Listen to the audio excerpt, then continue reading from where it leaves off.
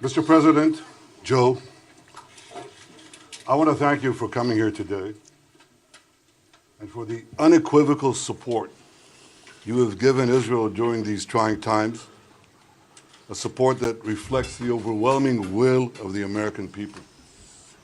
I've seen your support every day in the depth and breadth of cooperation that we have had since the beginning of this war, a level of cooperation that is truly unprecedented in the history of the great alliance between our two nations.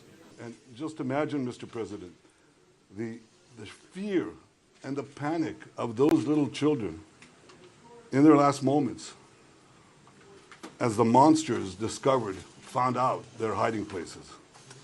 Hamas kidnapped women, children, elderly, Holocaust survivors. I know you share our outrage on this, and I know you share our determination to bring these people back.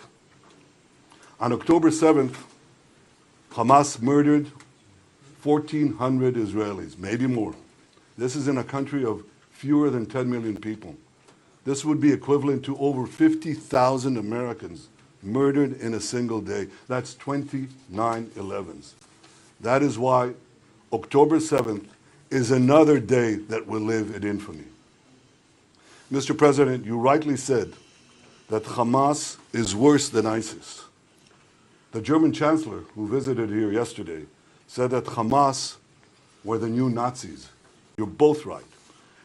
It speaks to the depth of your personal commitment to the future of the Jewish people and the one and only Jewish state. So I know I speak for all the people of Israel when I say, thank you, Mr. President.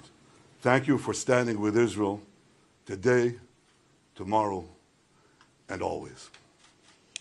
Mr. Prime Minister, thank you very much. Look, folks, I wanted to be here today for a simple reason. I want the people of Israel, the people of the world, to know where the United States stands. I've had my great Secretary of State here. He's been here for a lot, but I wanted to personally come and make that clear. And we're going to make sure that occurs, as you know. And we have to also bear in mind that Hamas does not represent all the Palestinian people. And it has brought them only suffering.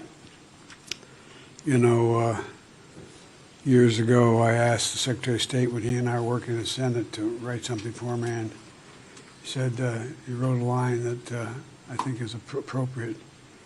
He said, it's not, we lead, not just, well, I won't go into it, I'll wait later. And, well, I mean, that's who the United States is. And it's just not the example of our power, it's the power of our example that's almost as important. The world's looking. Israel has a value set like the United States does and other democracies. And they're looking to see what we're going to do.